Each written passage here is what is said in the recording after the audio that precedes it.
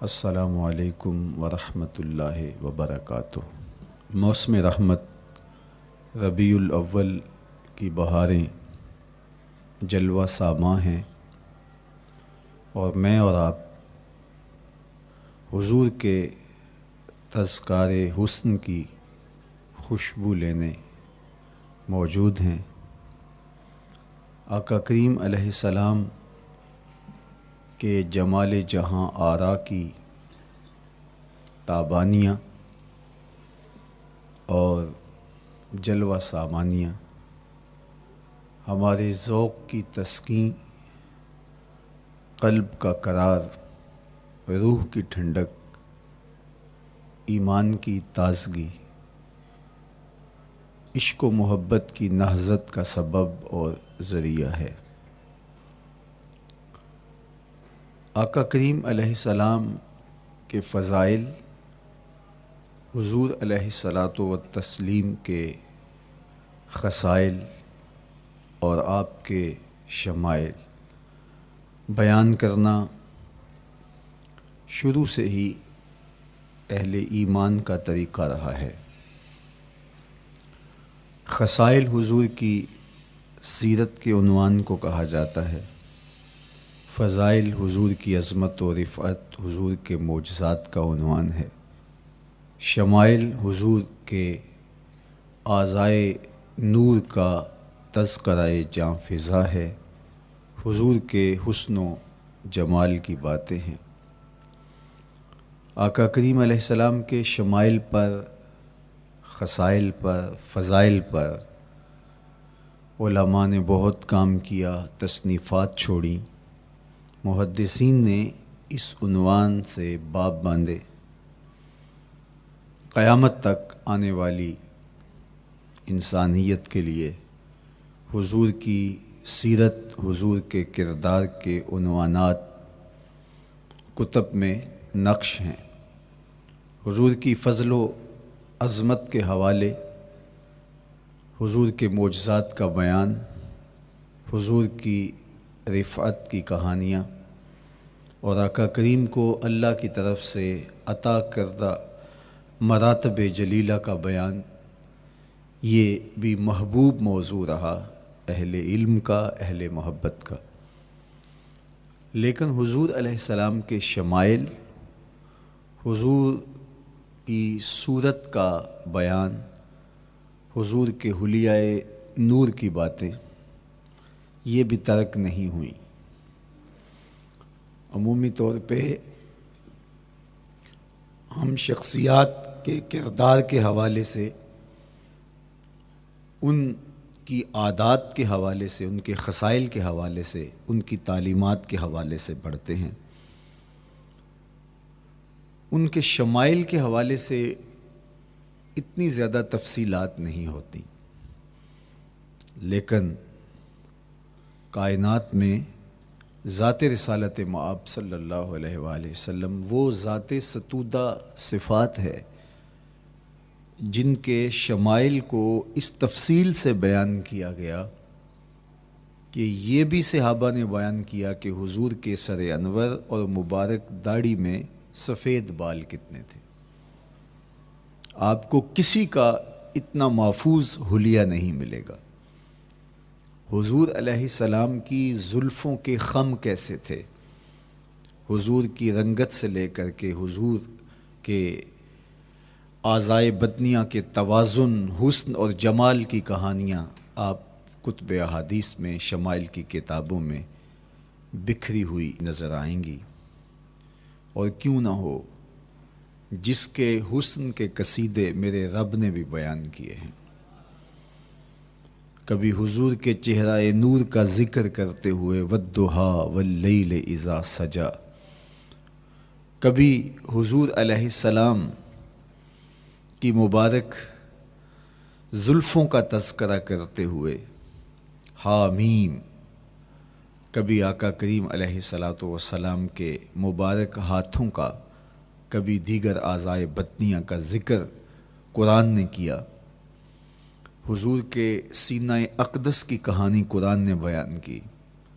حضور علیہ الصلاۃ والسلام کی مازاغ آنکھوں کا تذکرہ قرآن نے کیا تو پھر یہ محبوب اور مرغوب موضوع کیوں نہ ہوتا؟ اور آقا کریم کو اللہ نے وہ جمال دیا تھا، وہ حسن عطا کیا تھا، وہ خوبصورتی دی تھی جو حضور کا ہی حصہ ہے۔ ویسے اللہ کا ہر پیغمبر، ہر نبی، ہر رسول خوبصورت ہوا، کوئی نبی ایسا نہیں ہے جو خوبصورت نہ ہوا ہو، یہ اللہ کا انتخاب ہے۔ آپ تو دکان پہ سیل مین بھی رکھیں تو اس کی باقی قابلیت کے ساتھ ساتھ اس کی شخصیت کو آپ دیکھتے ہیں کہ جو خوش شکل ہو، آنے والے کو متاثر کر سکے، باوقار لگے، تو جس کو اس نے نبی بنانا تھا تو اس کو اس نے یوں ہی یہ عظمت اور یہ رفت عطا کر دینی تھی۔ تو اللہ کا ہر نبی حسین، ہر نبی جمیل، لیکن جو جمال، جو خوبصورتی، جو حسن، جو شان و شوکت اللہ نے میرے اور آپ کے آقا و مولا حضور ختمی المرتبت کو عطا کی، وہ حضور کا ہی مقسوم ہے، وہ حضور علیہ السلام کا ہی حصہ ہے۔ سر انور سے لے کر پائے نور تک حضور کا ہر عضو بدن خوبصورتی کا مرقع اور جمال کا معیار ہے۔ خوبصورتی کیا ہوتی ہے؟ حسن محمد کو دیکھ لو، کوئی عیب، کوئی نقص حضور کے پاکیزہ وجود میں نہیں رکھا گیا۔ خلقت مبرا من کل عیب، حضور کے سامنے حضرت حسان بن ثابت نے یہ پڑھا اور آقا کریم نے اس پر خوشی کا اظہار کیا اور اللہ کی بارگاہ میں دعا کی، اللہم ایدہ بروح القدس، جبریل امین سے اللہ اس کی مدد فرما۔ تو انہوں نے یہ بات کہی کہ آپ کو ہر عیب سے مبرہ رکھا گیا ہے، آپ کا پیکر نور، آپ کا وجود مسعود حسن و جمال کا ایسا مرقع بنایا گیا کہ جس میں کوئی نقص نہیں رکھا گیا، صوری حسن بھی عطا کیا گیا، مانوی حسن بھی عطا کیا گیا۔ حضور کے اعضاء کا جو ظاہری حسن تھا وہ بھی اپنی مثال آپ تھا، اور جو باطنی جمال اور باطنی حسن اور باطنی کمال عطا کیا گیا تھا وہ بھی اپنی مثال آپ ہے۔ اگر حضور علیہ السلام کے مبارک ہاتھوں کو جمال دیا گیا ہے، لیکن جو توانائی عطا کی گئی، جو طاقت عطا کی گئی، ید اللہ کے جو جلوے ان ہاتھوں میں رکھے گئے، وہ بھی ایک دل آویز کہانی ہے۔ اگر آنکھوں کی پتلیاں خوبصورت ہیں اور آپ کی مبارک آنکھوں کی چمک سے کائنات اس کو دیکھ کر کے مبہوت ہو جاتی ہے، مازاق کے کجلے اس میں رکھے گئے ہیں، لیکن اس کا مانوی حسن بھی دیکھیے کہ حضور بیٹھے مدینے میں ہیں اور جنت کا مشاہدہ کر رہے ہیں۔ وہ توانائی بھی عطا کی گئی کہ جس طرح روشنی میں دیکھا جاتا ہے حضور اسی طرح اندھیرے میں دیکھتے ہیں۔ فرمایا صحابہ صفیں سیدھی رکھا کرو، مت سمجھو کہ میں صرف آگے دیکھتا ہوں، میں آگے بھی دیکھتا ہوں، میں پیچھے بھی دیکھتا ہوں، میں تمہارے رکوع بھی دیکھتا ہوں اور دلوں میں پیدا ہونے والے خشوع بھی دیکھتا ہوں۔ اقبال بولے، اے فروغت صبح آثار و دہور، چشم تو بی نندائے ما فی الصدور۔ لوگوں کی نظریں تو سینے کے اوپر دیکھتی ہیں، اے آمنہ کے در یتیم، تیری نظر تو سینے کے اندر چھپے راز بھی دیکھتی ہے۔ تو صوری حسن بھی اور مانوی حسن بھی اللہ نے اپنے محبوب کو عطا کیا، اور اللہ جل شانہ نے وہ جمال دیا حضور کو کہ جو دیکھتا وہ دیکھتا ہی رہ جاتا۔ ایسی چمک، ایسی رعنائی، ایسی خوبصورتی اور ایسا جمال تھا، دیکھنے والے کہا کرتے ہیں اللہ اللہ، یاد آتا ہے خدا دیکھ کے صورت تیری۔ کتنے لوگ ہیں جنہوں نے صرف حضور کے چہرے کو دیکھا اور لبوں پہ کلمہ جاری ہو گیا، معروف نام حضرت عبداللہ بن سلام رضی اللہ تعالیٰ عنہ کا ہے۔ یہودیوں کے بہت بڑے حبر تھے، بہت بڑے عالم تھے۔ حضرت یوسف علیہ السلام کی اولاد سے تعلق تھا، اور اس معاشرت میں ایک وقار کی مسند پہ براجماں رہتے، لیکن جو ہی حضور علیہ السلام مکے سے ہجرت فرما کے مدینہ تشریف لائے تو یہ حضور کو دیکھنے آئے۔ با فضل الصدقہ اٹھا کر دیکھیے کہ ایک مناظرہ ترتیب دیا انہوں نے کہ ان سے یہ بات کروں گا، یہ سوال کروں گا، یہ اعتراض اٹھاؤں گا۔ لیکن جب حضور کی مجلس میں پہنچے اور آقا کریم علیہ السلام کے رخ زیبا کو دیکھا تو سارے سوال بھول گئے۔ رومی بولے اے لقائے تو جواب ہر سوال، حل شود ہر مشکلت بے کی لوکال۔ تیری ملاقات ہی تو سارے سوالوں کا جواب ہے، تیرا ایک بار دیکھ لینا ہی تو سارے مسئلے حل کر دیتا ہے۔ تو سوالات کا ایک ڈھیر اٹھائے لائے تھے، ایک گٹھڑی باندھ کے لائے تھے سر پہ رکھ کے، لیکن جو ہی حضور کو دیکھا تو وہ جو گٹھڑی باندھ کے لائے تھے اس کی گرہیں ڈھیلی ہونے لگی، پھر سوال تتلیوں کی طرح اڑنے لگے، اور حضور کو دیکھا تو کوئی سوال ہی باقی نہ رہا۔ اب آقا کریم نے فرمایا عبداللہ ابن سلام آؤ، کدھر آئے ہو؟ یہ تو مناظرہ کرنے آئے تھے، سودا لینے کے لیے بازار گئے ہم، ہاتھ اس کے بکے جس کے خریدار گئے ہم۔ لیکن جب آقا کریم نے پوچھا کہ آؤ کدھر آئے ہو تو انہوں نے کہا حضور میں آپ کا غلام بننے آیا ہوں، تیری تک کے ادامہ میں مرید ہو گئے، حضور کے ہاتھ پہ بیعت اسلام کر لی۔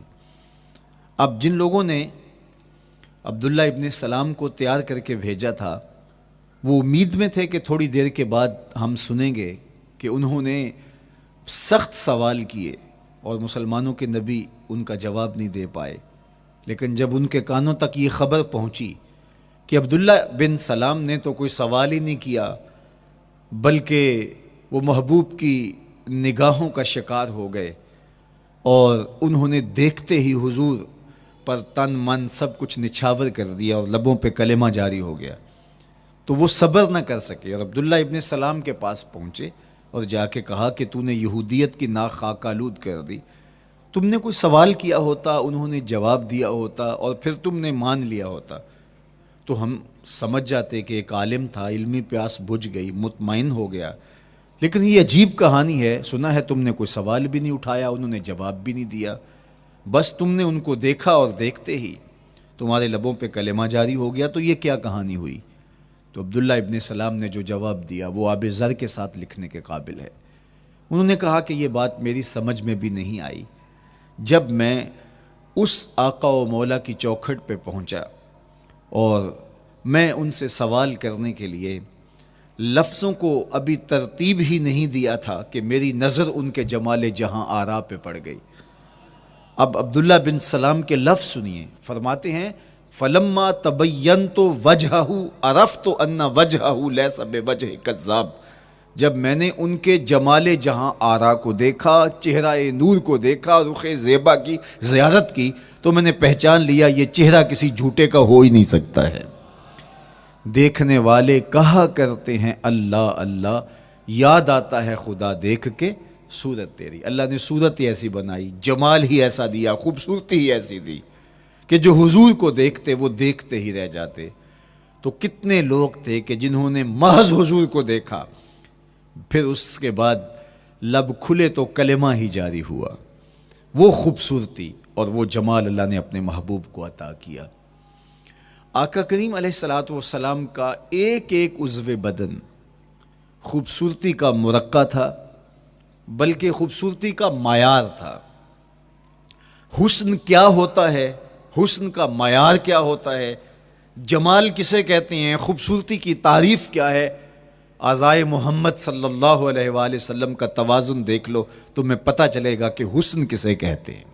حضور علیہ السلام کو اللہ تعالیٰ جل شانہ نے جو حسن بخشا، جو جمال دیا، جو خوبصورتی دی، وہ حضور کے مبارک قدموں سے اس کا انداز کیجئے کہ جس کے قدم اتنے سونے ہیں اس کا چہرہ کتنا سونا ہوگا۔ حضرت عبداللہ بن بریدہ رضی اللہ تعالی عنہ حضور کے مبارک قدموں کا ذکر کرتے ہوئے وصف جمال محمد کی کہانی چھیڑتے ہیں اور فرماتے ہیں کان رسول اللہ صلی اللہ علیہ وآلہ وسلم احسن البشر قدما، کہتے ہیں کہ کائنات میں جتنے سونے قدم میرے حضور کے تھے کسی کے تھے ہی نہیں۔ جو جمال اللہ نے حضور کے مبارک قدموں کو دیا تھا، اللہ اکبر، وہ کسی اور کا مقسوم نہیں تھا۔ خوبصورت قدم۔ اور حضرت انس رضی اللہ تعالیٰ عنہ، حضرت ابو ہریرہ رضی اللہ تعالیٰ عنہ اور حضور کے وصاف ہیں حضرت ہند بن ابی حالہ رضی اللہ تعالیٰ عنہ، یہ حضور کا حلیہ بیان کرتے ہیں۔ حضرت امام حسن بن علی رضی اللہ تعالیٰ عنہ نے حضرت ہند بن ابی حالہ کو ایک دن کہا کہ مجھے اپنے آقا و مولا کا حلیہ بتاؤ، تو انہوں نے حضور کا حلیہ بیان کیا۔ یہ حضور کے وصاف ہیں، چونکہ انہوں نے حضور علیہ السلام کو بہت قریب سے دیکھا اور آقا کریم علیہ السلام کی زیارت سے مالا مال ہوئے۔ ویسے حضرت امام حسن نے بھی تو حضور کو دیکھا تھا اور بھی اصحاب نے حضور کو دیکھا تھا۔ یہاں یہ بات دلچسپی سے خالی نہیں ہے کہ صحابی ہی تب بنتا ہے جب وہ حضور کو بنظر ایمان دیکھے، لیکن صحابہ ایک دوسرے سے پوچھتے تھے کہ بتاؤ حضور کیسے تھے؟ میاں تم نے نہیں دیکھا؟ تو وہ کہتے تھے دیکھ کر بھی نہیں دیکھا۔ صرف چند لوگ ہیں جو حضور کا حلیہ بیان کرتے ہیں۔ اس کی کیا وجہ؟ تو علماء نے لکھا کہ حضور کے چہرے پہ جلووں کی تابش ایسی تھی اور حضور کا جمال ایسا تھا اور اس کی چمک ایسی تھی کہ کسی میں ہمت ہی نہیں تھی کہ وہ جی بھر کے دیکھ سکے۔ تو بعد میں ایک دوسرے سے پوچھتے تھے بتاؤ تم نے دیکھا تو حضور کیسے تھے؟ اگر ان لوگوں کی تعداد میں آپ کو بتاؤں تو 3 درجن سے زیادہ نہیں ہوگی جو حضور علیہ السلام کے وصاف ہیں، حضور کے حلیہ نگار ہیں، جو آقا کریم علیہ الصلوۃ والسلام کی صورت کا نقشہ بیان کرتے ہیں۔ دیکھا 1,24,000 اصحاب نے ہے، لیکن جو وصف بیان کرتے ہیں، شمائل رسول کو بیان کرتے ہیں، ان کی تعداد 3 درجن سے زیادہ نہیں ہے۔ اور یہ بھی وہ لوگ ہیں جنہوں نے حضور کو بچپن میں دیکھا، جنہوں نے حضور کو سوئے ہوئے دیکھا، حضور کو بہت قریب سے دیکھا۔ حضور علیہ الصلوۃ والسلام کے پاس ان کا آنا جانا بہت زیادہ تھا، اس طرح انہوں نے حضور علیہ السلام کو دیکھا۔ حضرت حسان بن ثابت رضی اللہ تعالی عنہ فرماتے ہیں کہ میں جو حضور کا حلیہ بیان کرتا ہوں تو اس کا سبب یہ ہے کہ میرے پاس حضور کو دیکھنے کا ایک طریقہ آ گیا تھا۔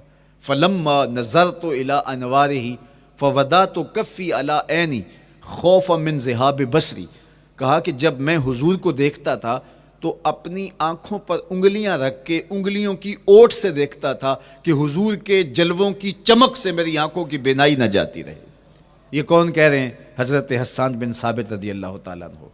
اور آپ جانتے ہیں حضرت حسان بن ثابت رضی اللہ تعالیٰ عنہ شاعر ہیں، اور شاعر حسن دیکھنے میں بڑا دلیر ہوتا ہے، اور یہ حسن بھی ابھی پوشیدہ ہے، 70,000 بشریت کے پردے ڈالے گئے ہیں۔ اگر یہ حسن بے نقاب ہوتا تو کوئی جلووں کی تاب ہی نہ لا سکتا۔ یہی بہتر ہے کہ وہ پردے میں رو پوش رہے، وہ اگر پردہ اٹھا دے تو کسے ہوش رہے؟ کس کی ہمت تھی؟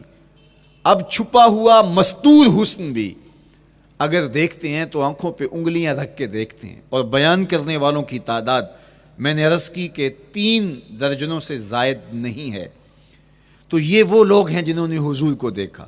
اب امام حسن پوچھ رہے ہیں حضرت ہند بن ابی حالہ رضی اللہ تعالی عنہ کو کہ آپ نے حضور کو دیکھا تو مجھے بتائیے میرے نانا کا جمال کیسا تھا؟ تو حضرت ہند بن ابی حالہ نے حضور کا حلیہ بیان کیا۔ تو جب حضور کے قدموں کی کہانی انہوں نے بیان کی تو حضرت ہند بن ابی حالہ نے کہا کان النبی صلی اللہ علیہ وآلہ وسلم شسن القدمین والکفین، حضور علیہ السلام کے مبارک قدم اور حضور کی ہتھیلیاں پرگوشت تھے۔ یہ حضور علیہ السلام کے مبارک قدموں کا جمال بیان کرتے ہیں۔ اللہ اکبر۔ اور حضور علیہ السلام کے قدموں کے بارے میں امام ترمذی جو شمائل میں حدیث لائے ہیں اس میں انہوں نے یہ بھی بیان کیا، کان رسول اللہ صلی اللہ علیہ وسلم مسیح القدمین، حضور علیہ السلام کے مبارک قدم ملائم تھے، خوبصورت تھے، کھردرے نہیں تھے، کوئی پھٹن نہیں تھی۔ عمومی طور پہ قدم پھٹ جاتے ہیں اور ایڑیاں بہت سارے لوگوں کی پھٹ جاتی ہیں تو وہ خوبصورتی باقی نہیں رہتی، تو وہ کہتے ہیں کہ حضور مسیح القدمین تھے، اور جب آقا کریم علیہ الصلوۃ والسلام کے مبارک قدموں پہ پانی ڈالا جاتا تو وہ ڈھل کے نیچے چلا جاتا۔ یہ تھا حضور کے قدموں کا حسن اور حضور کے قدموں کا جمال۔ اچھا، آقا کریم علیہ السلام کی جو مبارک ایڑیاں تھیں وہ زیادہ پرگوشت نہیں تھیں، ان کے اوپر گوشت زیادہ نہیں چڑھا تھا، اس لیے کہ ایڑیوں کا زیادہ پرگوشت ہونا ایڑیوں کے حسن کو زائل کر دیتا ہے۔ حسن کا مرقع ہی جمال مصطفیٰ ہے، تو اس لیے اللہ نے ایک ایک عضو کو تراش کر کے بنایا ہے، بلکہ پوچھ پوچھ کے بنایا ہے۔ جس طرح حسان بن ثابت رضی اللہ تعالی عنہ کہتے ہیں کأنک قد خلقت کما تشاء، محبوب مجھے تو یوں لگتا ہے جس طرح آپ کے رب نے آپ کو آپ سے پوچھ کے بنایا ہے کہ محبوب بتاؤ کہ میں آپ کے اعضاء کو کیسے توازن اور کیسے حسن اور کیسے جمال دوں۔ تو حضور کی مبارک ایڑیاں یہ پرگوشت نہیں تھیں، باقی حضور کے پاؤں پرگوشت تھے اور کوئی پھٹن نہیں تھی، بالکل نرم گداس اور بالکل جو ہے وہ ملائم تھے، اور جب پانی ڈالا جاتا تو پانی ڈھل کے نیچے ایک سیکنڈ میں آ جاتا۔ یہ اللہ نے محبوب کو حسن دیا۔ حضرت ہند بن ابی حالہ نے کہا کہ حضور کے مبارک تلوے جو تھے وہ درمیان سے اٹھے ہوئے تھے، ایڑیوں سے لے کر کے انگلیوں تک یہ تلوہ کہلاتا ہے، جو اس کا نچلا حصہ جو زمین سے مس کرتا ہے، اور اس میں جو درمیان والا حصہ ہے یہ اٹھا ہوا ہو اور بالکل پاؤں سیدھا نہ ہو تو یہ پاؤں کا حسن ہے۔ پاؤں کا بالکل سیدھا ہو جانا یہ پاؤں کے حسن کو زائل کر دیتا ہے۔ اس میں تھوڑا سا خم ہو، جب چلے تو انگلیاں اور پنجے کا جو ہے وہ آگے والا حصہ زمین پہ لگے اور ایڑی لگے، اور درمیان والا حصہ زمین پہ نہ لگے، تو یہ حسن ہوتا ہے کسی کے پاؤں کے تلوے کا۔ اللہ نے محبوب کے مبارک قدم کی پشت کو بھی حسن دیا، حضور کے تلووں کو بھی حسن دیا، حضور کی ایڑیوں کو بھی حسن دیا۔ سائل الاطراف، حضور کی مبارک انگلیاں قدرے لامبی تھیں، اور یہ حسن ہوتا ہے۔ انگلیاں چھوٹی ہوں، ان کا قد پست ہو تو پاؤں کی خوبصورتی دکھائی نہیں دیتی، لیکن اللہ نے اپنے محبوب کی انگلیوں کو بھی ایک لمبائی عطا کر کے اس کو بھی ایسا جمال دیا تھا، یار جو پاؤں کو دیکھتا رہے وہ پاؤں کو ہی دیکھتا رہ جائے۔ اللہ اکبر۔ اچھا، بعض احادیث میں آتا ہے کہ حضور علیہ السلام کے مبارک تلوے جو ہیں لیس لہا اخمس، یہ لفظ ہیں کہ وہ اخمس نہیں تھے، یعنی وہ درمیان سے اٹھے ہوئے نہیں تھے۔ تو اس کا کیا مطلب ہے؟ یہ حضرت ابو ہریرہ رضی اللہ تعالیٰ عنہ سے جو مروی روایت ہے اس میں یہ ہے لیس لہا اخمس، اور حضرت ہند بن ابی حالہ سے جو حضور کے مبارک تلووں کا حسن بیان کیا گیا ہے تو اس میں یہ بیان کیا گیا ہے کہ حضور علیہ الصلوۃ والسلام کا مبارک قدموں کا تلووں کا حسن یہ تھا کہ وہ درمیان سے تھوڑے سے اٹھے ہوئے تھے، اور یہ خوبصورت پاؤں کا جمال ہوتا ہے۔ تو ان دو چیزوں میں علماء نے تطبیق کی ہے۔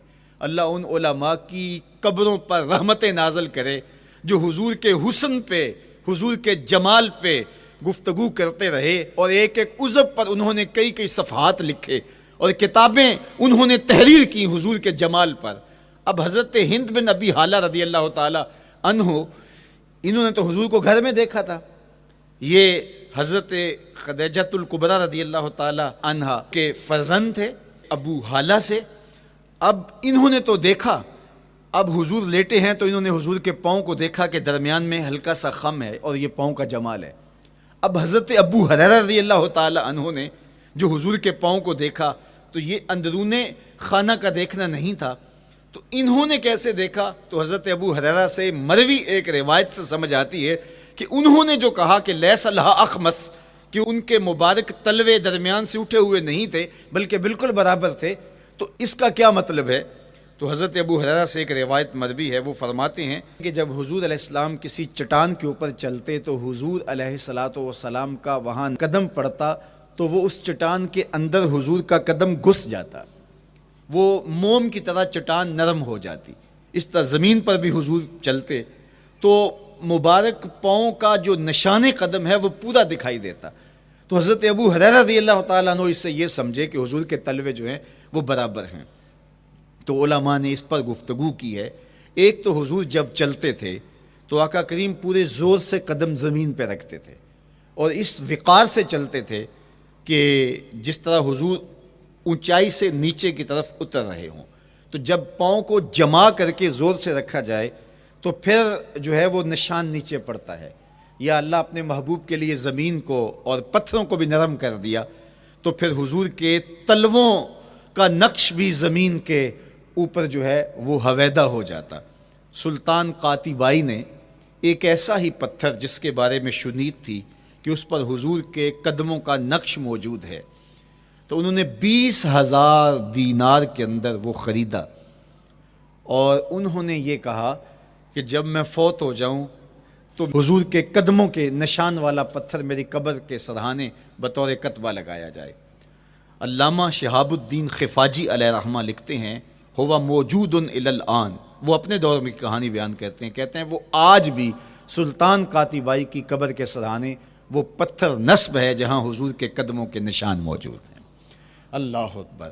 تو آقا کریم علیہ الصلوۃ والسلام کے مبارک تلوے، حضور علیہ السلام کی کم گوشت تراشی ہوئی ایڑیاں اور مسیح القدمین، حضور علیہ السلام کے ملائم نرم گداز پاؤں، ان کا حسن اور ان کا جمال، اور آقا کریم علیہ السلام کے قدموں کی انگلیاں جو قدرے لمبی تھی اور ان میں جو درمیان والی انگلی تھی وہ زیادہ لمبی تھی، اس پر حضرت میمونہ بنت کردم رضی اللہ تعالی عنہا اس انگلی کا حسن بیان کرتی ہیں، کہتی ہیں مجھے شوق ہوا کہ میں حضور کو دیکھوں، تو اپنے والد گرامی کے ساتھ حجۃ الوداع کے موقع پر میں بھی سعادت حج پا رہی تھی، تو حضور کو ملنے کے لیے جب ہم پہنچے تو آقا کریم اونٹنی کے اوپر سوار تھے، ناقہ پر جلوہ فراز تھے، تو میرے میں ہمت نہ ہو سکی کہ حضور کے چہرے کو دیکھ سکوں۔ ایسا جلوہ، ایسا جمال، اللہ اکبر، اور ایسا روب اور ایسی چمک چہرے کی اور تابشیں تھیں کہ میرے اندر ہمت نہ ہو سکی کہ میں حضور کے چہرہ نور کو دیکھ سکوں۔ اب آقا کریم اونٹنی پہ سوار تھے تو میں حضور کے مبارک پاؤں کو دیکھنے لگی، میں بس حضور کے پاؤں کا جمال اور خوبصورتی دیکھنے لگی، اسی میں کھو گئی۔ اب حضرت میمونہ بنت کردم رضی اللہ تعالی عنہا حضور کے مبارک قدموں کی ایک انگلی کا حسن بیان کرتی ہیں۔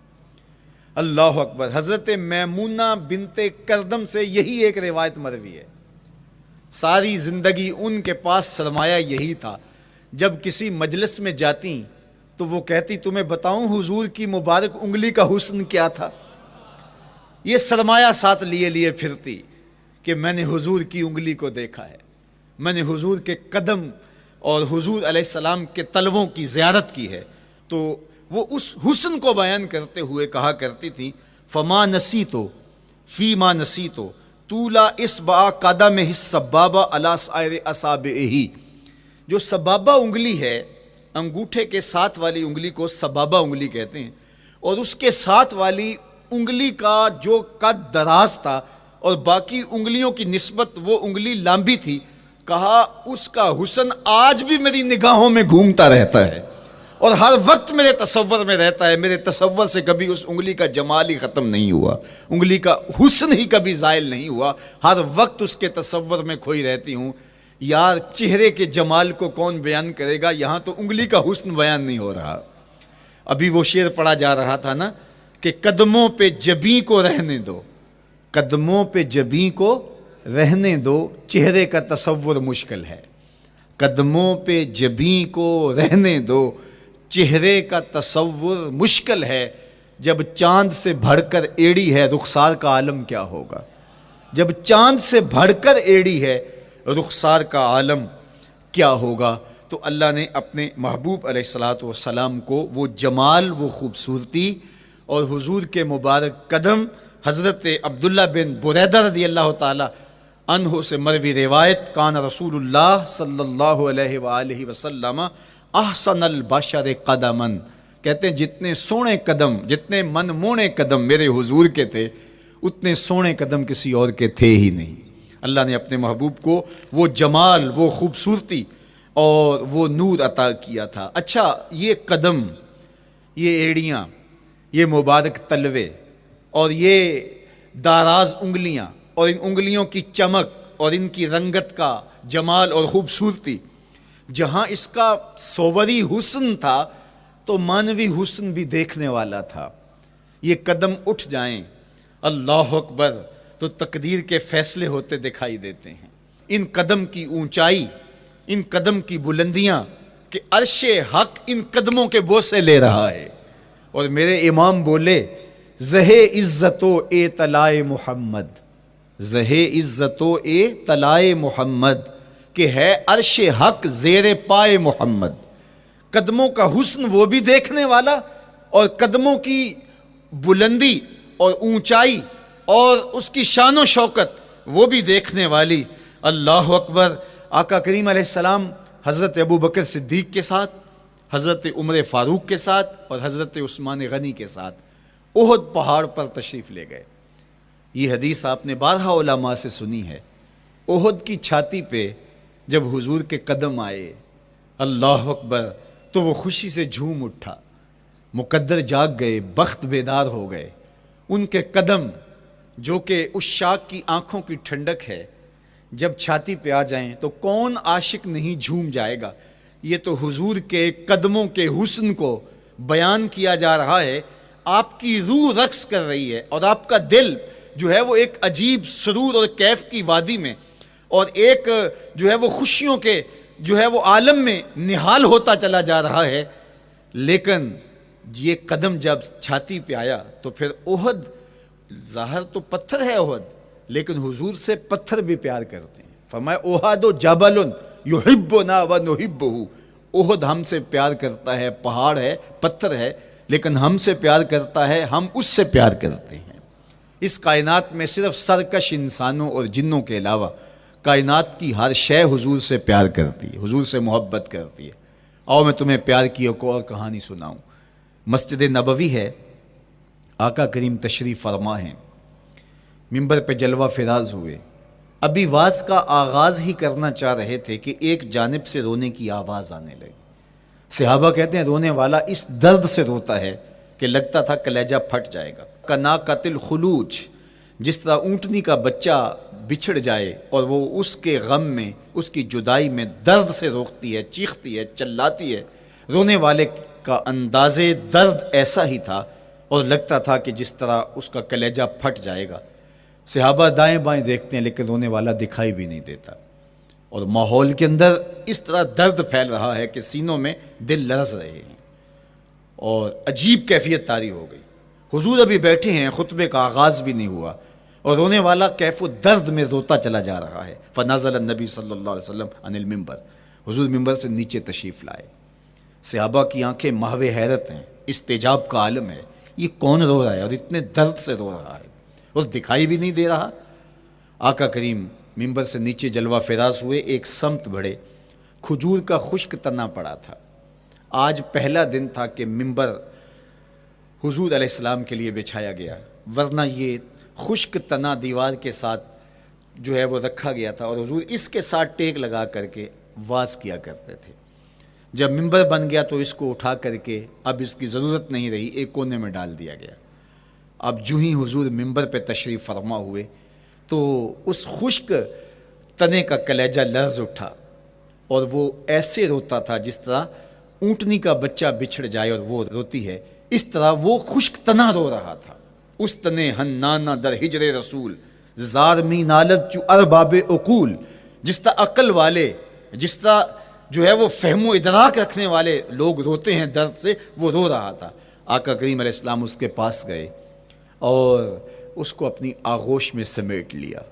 بچھڑا ہوا بچہ جب اپنی ماں کو ملے تو اس کی ہچکیاں بن جاتی ہیں، اس کی گگھی بن جاتی ہے، تو یہی کیفیت اس کی ہو گئی، اور آقا کریم اپنا دستے رحمت اس کے اوپر پھیرتے چلے جاتے ہیں، بتدریج اس کی سسکیاں، اس کے رونے کی آواز کم ہوتی چلی جا رہی ہے، آہستہ آہستہ وہ خاموش ہو گیا۔ حضور پھر دوبارہ تشریف لائے اور ممبر پہ خطبہ دینے سے قبل صحابہ کی آنکھوں میں استعجاب کا عالم دیکھا، حیرت کی فراوانی دیکھی، فرمایا کہ تم جو سوال کرنا چاہ رہے ہو، جو تمہاری آنکھوں میں پوشیدہ سوال ہے، میں اس کو اچھی طرح جانتا ہوں۔ لو لم افعل ہاکذا لحن الی یوم القیامہ، اگر میں ممبر سے اتر کے اپنے عاشق زار کو یوں تسلی نہ دیتا، یہ قیامت تک یوں ہی روتا ہی رہتا۔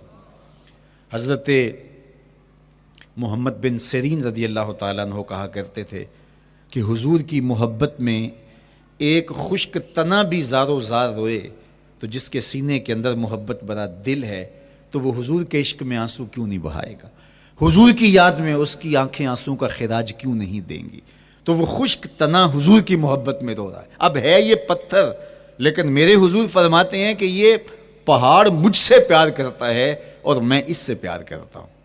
اب حضور اپنے اس محب کے گھر تشریف لے گئے اور اس کی چھاتی پہ قدم رکھا تو وہ خوشی سے جھوم اٹھا، فضاربا برجلہ، اپنا مبارک پاؤں زور سے مارا، فقال اثبت احد فانما علیک نبی و صدیق و شہیدان، فرمایا احد ٹھہر جا، تیرے اوپر اللہ کا ایک نبی ہے، ایک صدیق اور 2 شہید ہیں۔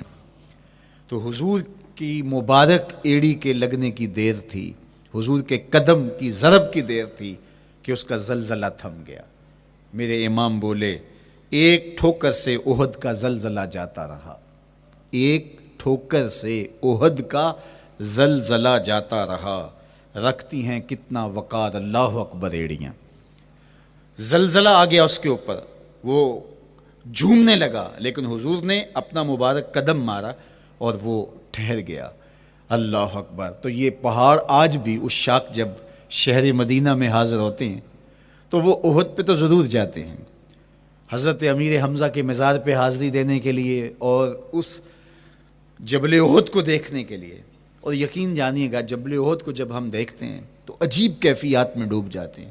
میں تو وہاں دوستوں کو کہا کرتا ہوں کہ آج پورا مدینہ بدل گیا ہے، یعنی اس کی وہ صورت، وہ کچے مکان، وہ گھروندے، وہ گھر، وہ کوچہ و بازار، وہ کچی سڑکیں، وہ ماحول آج وہ آپ کو نظر نہیں آ رہا۔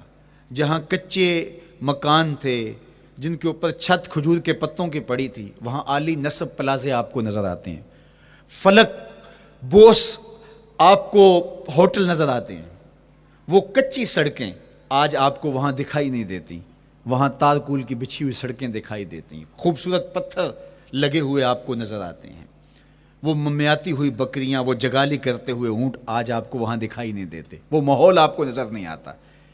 تو پرانا مدینہ اگر ڈھونڈنے نکلیں بھی تو ظاہر ہے اگرچہ ان پختہ اور خوبصورت عمارتوں کے اندر بھی عکس جمال محمد کا پڑ رہا ہے، لیکن وہ پرانا دور اگر آپ تلاش کرنا چاہیں تو وہ آپ کو وہ چیزیں نہیں ملتی۔ لیکن جب آپ احد پہ جاتے ہیں تو میں دوستوں کو کہتا ہوں اس احد کو جی بھر کے دیکھ لو، اس پہ ڈائریکٹ میرے حضور کی نظریں پڑی ہوئی ہیں، یہ بدلا نہیں، یہ 14 صدیوں سے جیسا تھا آج بھی ایسا ہے، اس پہ میرے حضور کی نظریں ڈائریکٹ پڑی ہوئی ہیں، اور آقا کریم علیہ الصلوۃ والسلام نے اس کو یوں دیکھا ہے۔ تو یہ احد حضور سے محبت کرنے والا ہے، حضور سے پیار کرنے والا ہے، اور اس پیار کی وجہ سے یہ پتھر قیامت کے دن جنت میں جائے گا، یہ پہاڑ جنت میں جائے گا۔ یار اگر ایک پہاڑ حضور سے پیار کر لے تو وہ مکین جنت بن جاتا ہے، اور اگر حضور کا غلام ایک عاشق حضور سے محبت کرے تو اللہ اس کو کتنے درجے عطا فرمائے گا۔ تو آقا کریم نے زور سے قدم مارا اور فرمایا احد ٹھہر جا، تیرے اوپر اللہ کا ایک نبی ہے، ایک صدیق ہے اور 2 شہید ہیں۔ اللہ اکبر۔ تو یہ حضور علیہ الصلوۃ والسلام کے مبارک قدم کی شان ہے، یہ حضور کے مبارک قدم کا جمال ہے اور اس کی خوبصورتی ہے۔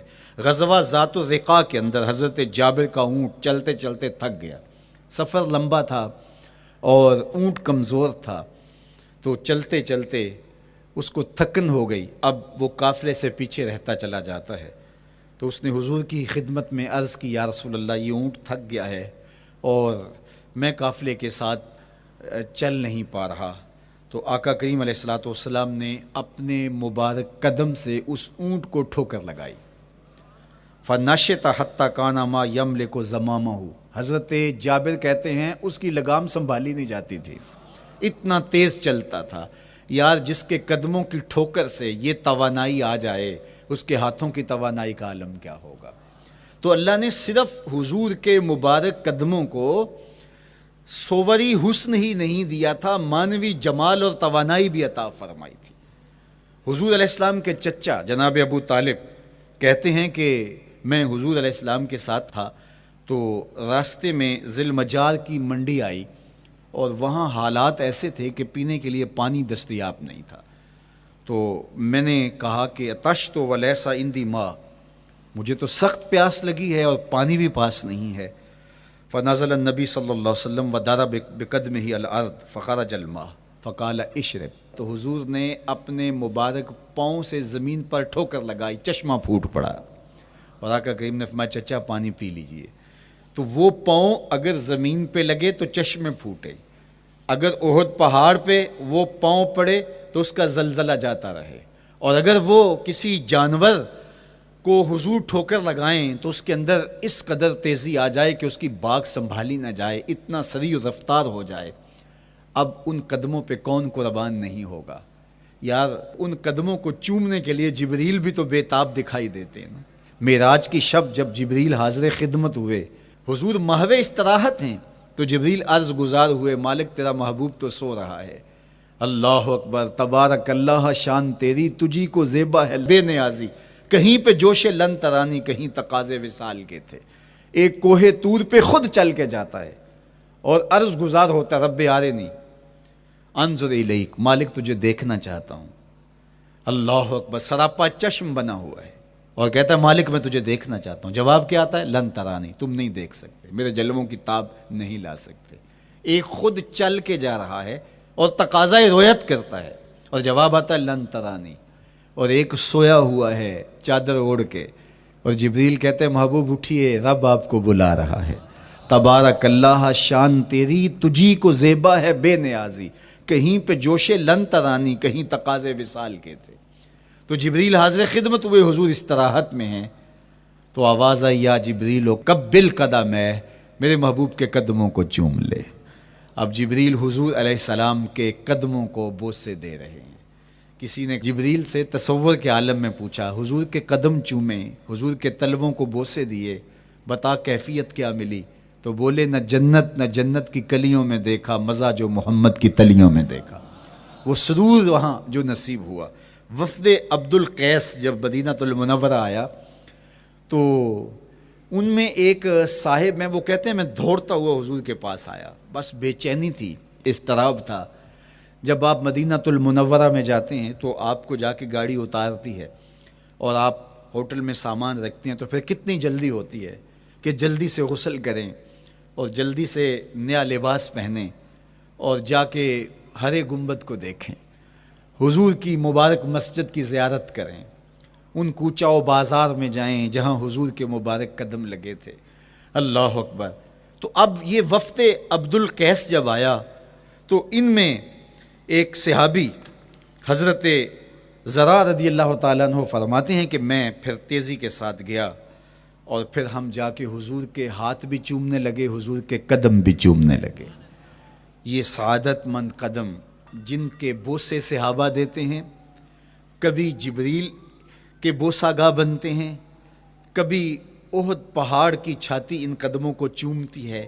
یہی قدم ایک موقع ایسا آتا ہے یاد خدا میں، اللہ کے شکرانے میں، نماز میں، لمبے قیام میں سوج جاتے ہیں اور میرا مالک کہتا ہے اے چادر اوڑھنے والے ساری رات جاگا نہ کر، کبھی سو بھی لیا کر. اللہ اکبر. تو یہ حضور علیہ السلام کے مبارک قدموں کا جمال اور مبارک قدموں کا حسن اور خوبصورتی ہے. اللہ نے اپنے محبوب علیہ الصلوۃ والسلام کے مبارک قدموں کو صوری اور معنوی حسن سے نوازا، اور یہ حسن حضور کے مبارک قدموں کا ہے. پھر جس کے قدم اتنے سونے ہیں اس کا چہرہ کتنا حسین ہوگا. ایک سوال اٹھ سکتا ہے کہ حضور کے حسن کو بیان کرنے کا مقصود کیا ہے؟ تو صاحب کسی کے حسن کو بیان کرنے کا مقصود یہی ہوتا ہے کہ اس سے پیار اور محبت کا ربط قائم ہو، اور اگر قائم ہے تو مضبوط ہو۔ ہم حضور علیہ السلام کے حسن کو بیان اسی لیے کرتے ہیں، اور محدثین نے اس پر باقاعدہ کتابیں اسی لیے لکھیں اور کتب حدیث میں باقاعدہ شمائل رسول پہ باب اسی لیے باندھے تاکہ لوگوں کے سینے میں حضور کی محبت کی جوت لگے، اور وہ جو شعلہ جوالہ ان کے سینے میں حب رسول کا ہے وہ اور بھڑک اٹھے، اور بندہ جس سے محبت کرتا ہے پھر اس کی اطاعت بھی کرنے لگ جاتا ہے۔ تو جو محبوب اتنا سونا ہے، اتنا جمال آفریں ہے، اور جس کے قدم اتنے سونے ہیں، پھر اس کے نقش قدم کو کیوں نہ تھام لیں، اس کے نقوش پا کو خض راہ کیوں نہ بنا لیں، پھر ان کے اٹھنے والے قدموں پر اپنی زندگی کیوں نچھاور نہ کر دیں۔ اگر سر پہ رکھنے کو مل جائے نقش نال حضور تو کہیں کہ ہاں تاجدار ہم بھی ہیں۔ یعنی وہ قدم تو قدم رہا، اس قدم کی رعنائیاں، اس کی خوبصورتیاں، اس کا جمال اور اس کا حسن تو حسن رہا۔ جہاں وہ مبارک قدم لگا، جہاں وہ نقش لگا، اگر وہ نقش بھی سر پہ رکھنے کو مل جائے تو کہا کہ اگر سر پہ رکھنے کو مل جائے نقش نال حضور، حضور علیہ السلام کا قدم تو جزو بدن رسول ہے۔ حضور علیہ السلام کے مبارک قدموں میں وہ جو نالین تھی، اس نالین کا بھی نقش وہ اگر سر پہ رکھنے کو مل جائے تو ہم زمانے کے تاجدار کہلائیں گے، اور جن کے سر پہ حضور کا قدم آ جائے ان کا مرتبہ کیا ہوگا۔ تو یہاں اس نقش کو بھی دیکھیے، حضور کے مبارک قدموں میں جو نالین آیا اس کو نالین شریف کہتے ہیں۔ اس نال کو نال شریف یا ان نالین کو نالین شریف کہا جاتا ہے، اس لیے کہ وہ حضور کے مبارک جسم سے جڑ گئے، حضور سے ان کا ربط پیدا ہو گیا، وہ جزو بدن رسول نہیں ہیں، تو اس کا یہ مرتبہ ہے۔ تو پھر حضور علیہ السلام کی شان اور حضور کی عظمت کیا ہوگی، اللہ اکبر۔ بلکہ حضور علیہ السلام کے نالین جہاں رکھے جائیں، وہ کسی نے کہا نا کہ ذرے اس خاک کے تابندہ ستارے ہوں گے، ذرے اس خاک کے تابندہ ستارے ہوں گے جس جگہ آپ نے نالین اتارے ہوں گے۔ وہ جگہ جہاں حضور کے قدم نہیں، حضور کے قدموں سے مس ہوئے ہوئے نالین رکھے جائیں، وہاں جو ذرے اس نالین کے تلووں کو چومتے ہیں وہ بھی آسمان کے ستاروں سے اس شاخ کو حسین دکھائی دیتے ہیں، وہ بھی زیادہ چمکدار دکھائی دیتے ہیں، اور اس شاخ کی آنکھوں کا سرما اور ان کے دل کا قرار اور روح کی ٹھنڈک قرار پاتے ہیں۔ تو یہ ہے حضور علیہ السلام کی نسبت کا احترام اور حضور کی محبت کا اثر جو اس شاخ کے سینے میں محسوس کیا جاتا ہے۔ اللہ مجھے آپ کو اپنی خاص پناہیں، امان اور حفاظتوں کا حساب بخشے۔ کار ما آخر شدو آخر ز ما کار نشد، مشت خاک ما غبار کوچائے یار نشد۔